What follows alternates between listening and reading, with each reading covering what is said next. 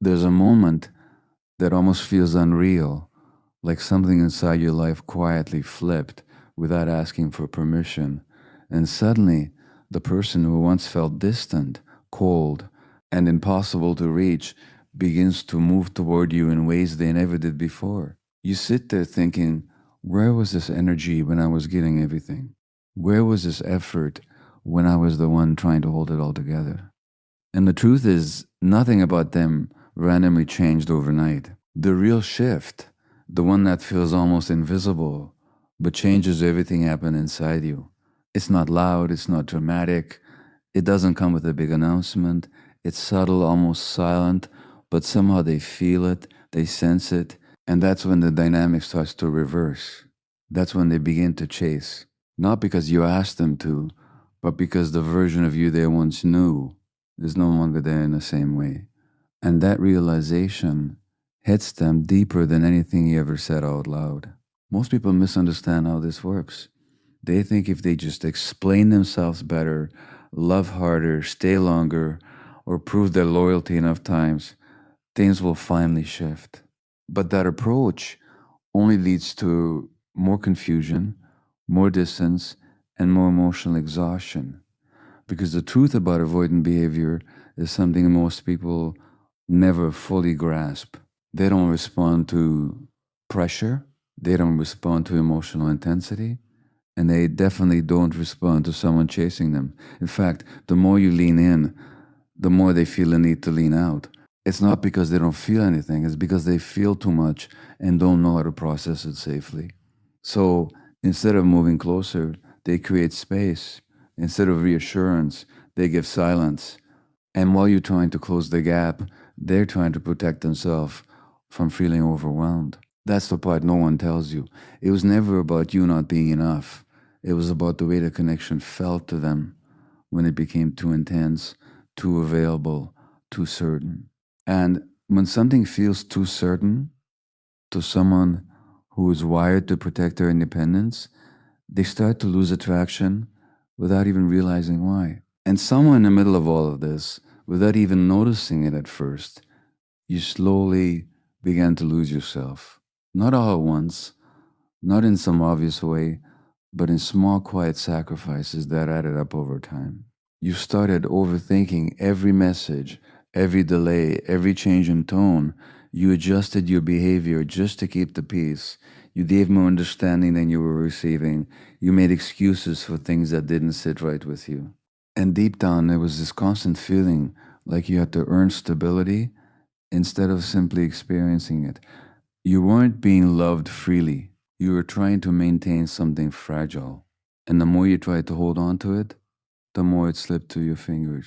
Not because you weren't worthy, but because you were giving from a place of fear instead of a place of grounded confidence. You were pouring energy into someone who wasn't meeting you halfway, hoping that eventually they would see your value the way you saw theirs. But in doing that, you slowly disconnected from your own sense of self.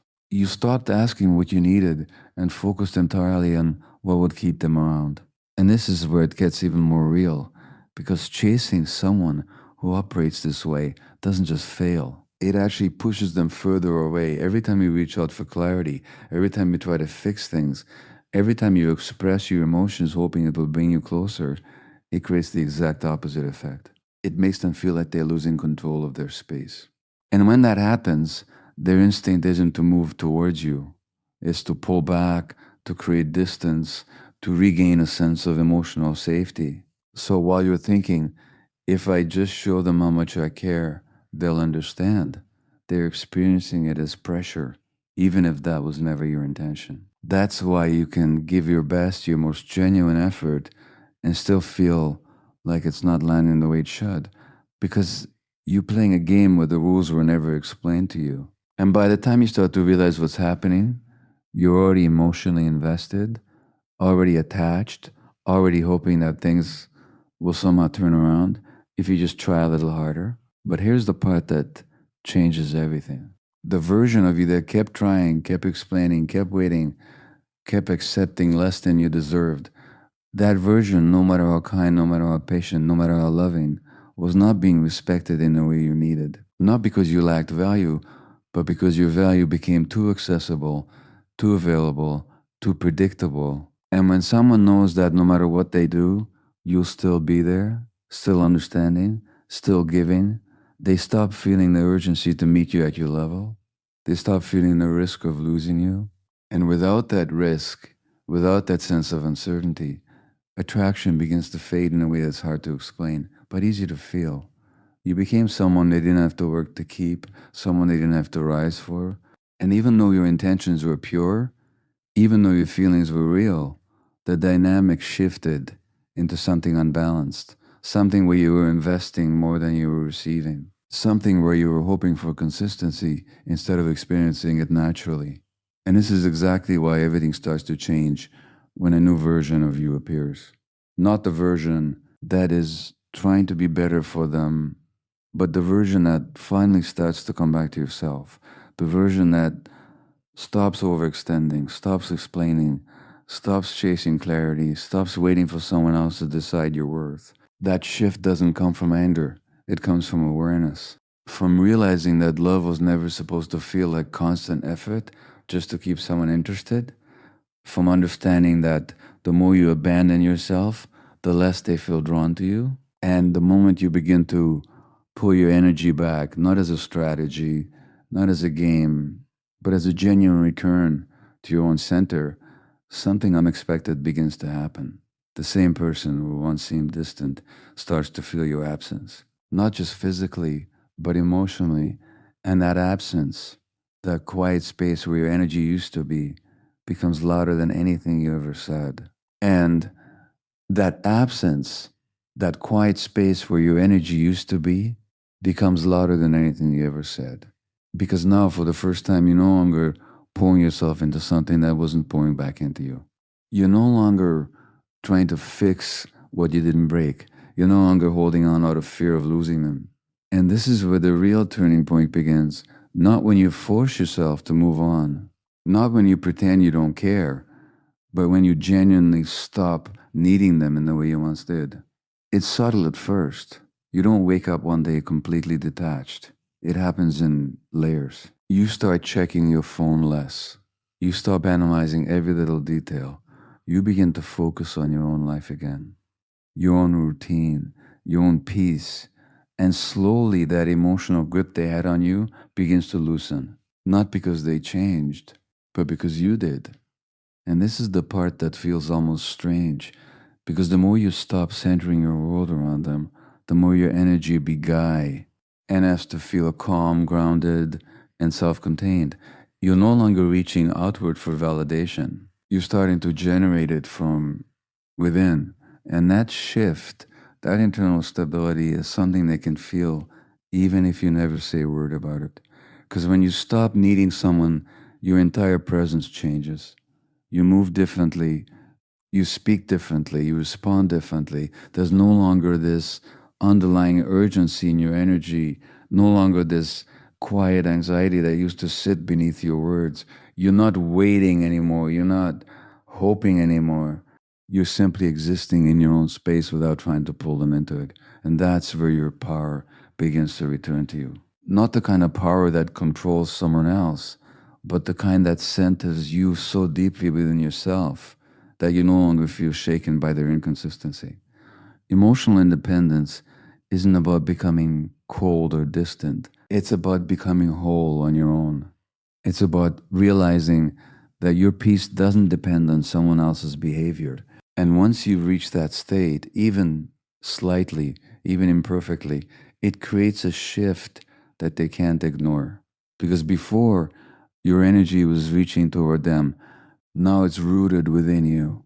And that difference, that grounded stillness, is something that draws attention in a way that chasing never could.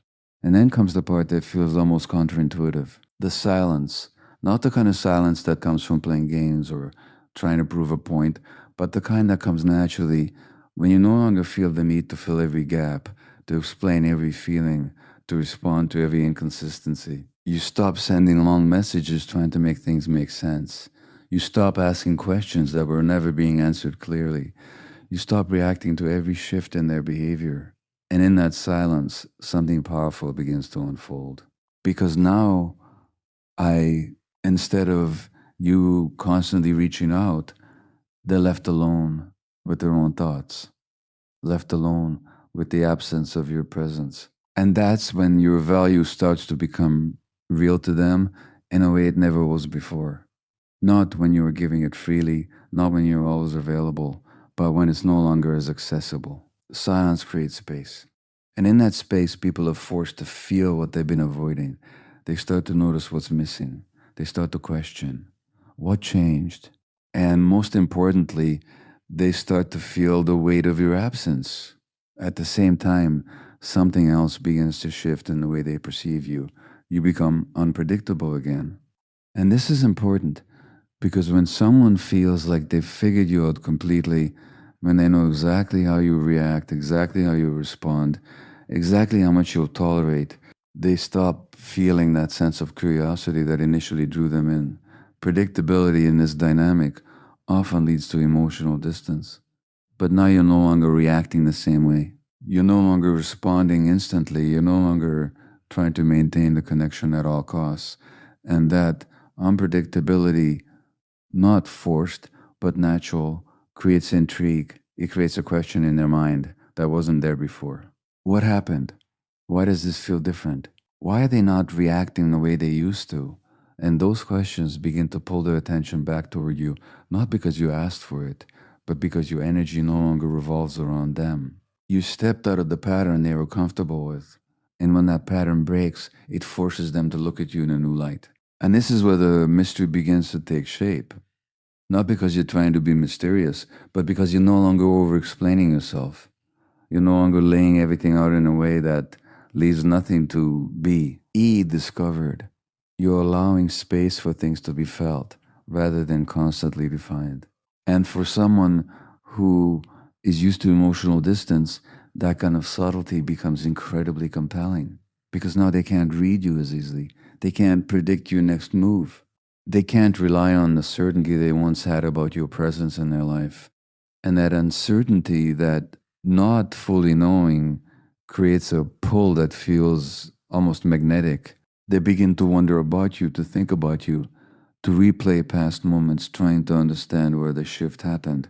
And without realizing it, they start leaning in slowly, cautiously, but noticeably. Not because you convinced them to, not because you proved anything, but because the version of you they once took for granted is no longer standing in the same place, waiting to be chosen. Not because you convinced them to, not because you proved anything, but because the version of you they once took for granted is no longer standing in the same place, waiting to be chosen. And that's when something deeper begins to happen inside them, something they can't easily ignore or push away the way they did before. They start replaying you in their mind, not just the surface level memories, but the little things, the way you spoke, the way you understood them without them needing to explain everything, the way you created a kind of emotional safety they didn't fully appreciate at the time. And now, without your constant presence, those memories begin to feel louder, clearer, almost haunting in a quiet way. Because before, they didn't have to sit with those thoughts for long. You were always there, filling the space, keeping the connection alive. But now the silence you left behind forces reflection. It forces them to confront what they felt, what they ignored, and what they may have lost. And this is where the shift starts to feel real. Be. Because now you're not the one thinking about them all the time, they're thinking about you. And the more they try to distract themselves, the more those thoughts find their way back in, not aggressively, but persistently, like something unresolved that refuses to stay buried. At the same time, your value begins to change in their eyes, not because you suddenly became more worthy, but because your presence is no longer guaranteed. You're not as accessible as you once were. You're not replying with the same urgency, not showing up with the same consistency, not offering the same emotional availability without it being reciprocated. And that shift creates something that wasn't there before, a sense of scarcity. And scarcity, when it comes to attention and emotional connection, has a powerful effect on perception. When something is always available, it's easy to overlook. easy to assume it will always be there. But when that same thing becomes limited, when it's no longer something they can reach whenever they want, it gains weight, it gains importance. And suddenly, your time, your attention, your presence, all the things they once had easy access to start to feel valuable in a way they didn't before. Not because you changed who you are, but because you changed how much of yourself you give. You're no longer overextending. You're no longer giving without boundaries. And that difference, that controlled intentional energy, creates a new dynamic where they begin to feel the need to move toward you instead of away from you. And what makes this even more powerful is that your growth isn't just external. It's not just about how you look, what you post, or how you present yourself on the surface. It's internal. It's in the way you carry yourself, the way you respond, the way you no longer get pulled into emotional highs and lows based on someone else's inconsistency. There's a K, LMness to you now, a quiet confidence that doesn't need to be announced or validated. And that kind of energy is rare. It's not loud, it's not attention seeking, but it's deeply felt because when someone who once had access to your emotional world sees that you're no longer operating from the same place, it creates curiosity, it creates attraction. They start to notice that you're not reacting the way you used to, that you're not chasing, not over explaining, not trying to fix things. And that subtle glow up, that internal shift towards self respect, toward emotional balance, becomes more attractive than anything you could have done to impress them before. Because now you're not trying to be chosen, you already chose yourself. And that energy, that quiet self assurance, is something they can't replicate and can't ignore. But here's where it gets even more complex. Because for someone who struggles with closeness, attraction doesn't always show up in the way you expect. They don't suddenly become emotionally open or consistent overnight. Instead, they begin to move closer in a way that still feels controlled, still feels safe from their perspective. Because avoidant tendencies don't disappear, they adapt, they want connection, but only when it doesn't feel overwhelming. They want closeness, but only when it doesn't feel like they're losing their independence. And this is why they often chase what feels slightly out of reach, not completely gone, but not fully available either. That distance creates a sense of safety for them. It allows them to engage without feeling trapped. And not because you're no longer overextending yourself, because you're no longer emotionally flooding the connection, it feels safer for them to come closer. Not because you made it easy, but because you stopped making it intense. You stopped creating a dynamic where they felt like they have had to meet a level they weren't ready for. And in that space, that balanced distance, they begin to lean in slowly, carefully, but intentionally. And maybe the most powerful shift of all is the moment you start seeking closure, the moment you stop needing answers to questions that were never clearly addressed. You stop asking why things happened the way they did. You stop trying to get them to explain their behavior, to define the connection, to give you the clarity you once felt you needed to move on because you realized something deeper. Closure was never something they could give you.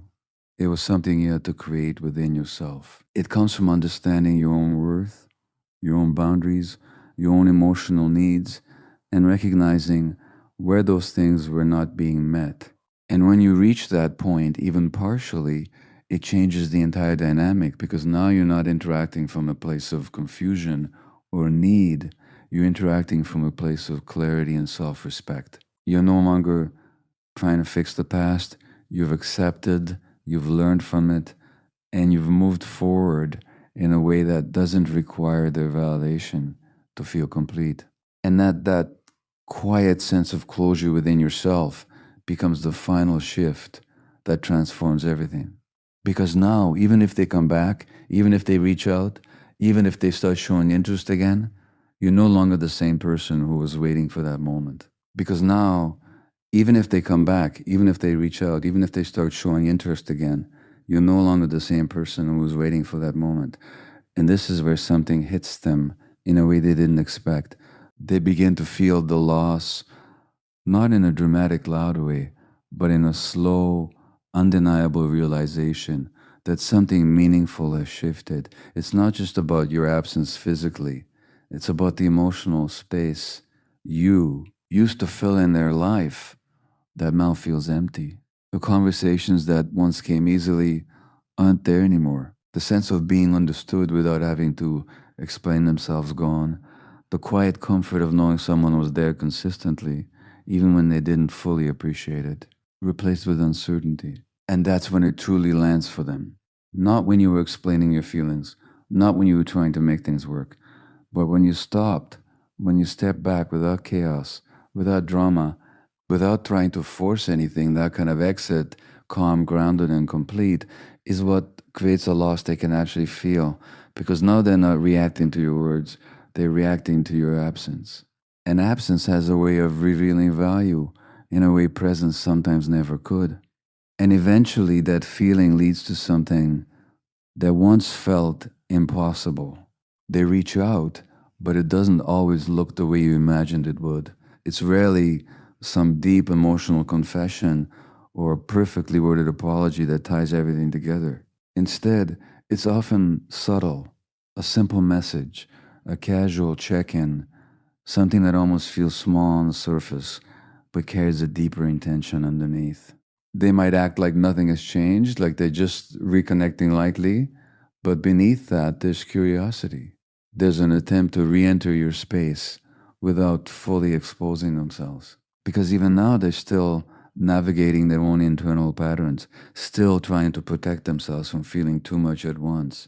And this moment, this quiet reappearance, is where everything you've learned gets tested. Because a part of you, the version of you that once waited, might feel the urge to respond the same way you used to open up quickly, to give them access again, to fall back into the familiarity of what once felt like connection.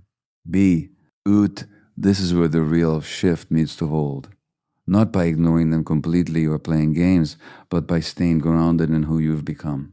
Because the biggest trap isn't them leaving, it's you going back to being the version of yourself that accepted less than you deserve. It's slipping back into overgiving, over explaining, over investing before they show consistency. It's abandoning your boundaries the moment they show a little bit of effort. And this is where most people lose everything they work so hard to rebuild within themselves. Because the pull of familiarity is strong. The emotional memory of what you once felt can make you forget why things didn't work in the first place. But growth means remembering. It means recognizing that just because someone comes back doesn't mean they've changed in the ways that matter. And it means understanding that your role is no longer to prove your value, it's to protect it, to observe, to see if their actions align with what you now know you deserve. And if they don't, to walk away without needing to explain why. That's the difference. That's the new standard you carry now. Not from a place of ego, but from a place of self respect. Because the new version of you doesn't chase, you choose. You're no longer trying to be the one they finally decide to commit to. You're no longer shaping yourself into what you think they need. You're not waiting for clarity, you're not hoping for consistency, not holding on to potential. You're looking at what's real, what's being shown to you in the present moment. And from that place, you make decisions, calm, clear, and grounded decisions. You decide what you allow into your life. You decide what kind of energy you engage with. You decide who gets access to your time, your attention, your emotional world. And that shift from chasing to choosing is what changes everything. Because now the our dynamic is no longer one sided. You're not trying to win them over. You're seeing if they even align with the life you're building for yourself. And that perspective, that quiet confidence in your own work, creates a presence that doesn't need to demand respect. It naturally commands it. And in the end, when everything settles, when all the emotions, the confusion, the lessons, the growth finally come together, you realize something that changes the way you see the entire experience. It was never really about them. It was never about figuring them out, fixing the connection, or getting them to show up in the way you needed. It was about you, about the version of yourself you became in the process, the awareness you gained, the boundaries you learned to set, the way you started to value your own peace more than someone else's inconsistent presence. Because if they never pulled away, you might have never looked inward. If they had given you just enough to keep you comfortable, you might have stayed in a dynamic that slowly drained you. But instead, the distance, the confusion, the emotional highs and lows, they forced you to grow. They pushed you to a place where you had to choose yourself, not because it was easy, but because it became necessary. And that's the final truth. The moment they start chasing isn't the victory, it's not the end goal. It's just a reflection of the shift that already happened within you. Because the real transformation was never about making someone come back, it was about becoming someone who no longer needs them to. Someone who can walk away without losing themselves. Someone who can receive love without chasing it. Someone who understands that real connection doesn't feel like constant effort, doesn't feel like something you have to hold together on your own. And once you reach that place, even if they come back, even if they try again, you're no longer looking at them the same way because now you see clearly. And when you see clearly, you don't chase what you once chased. You choose what truly chooses.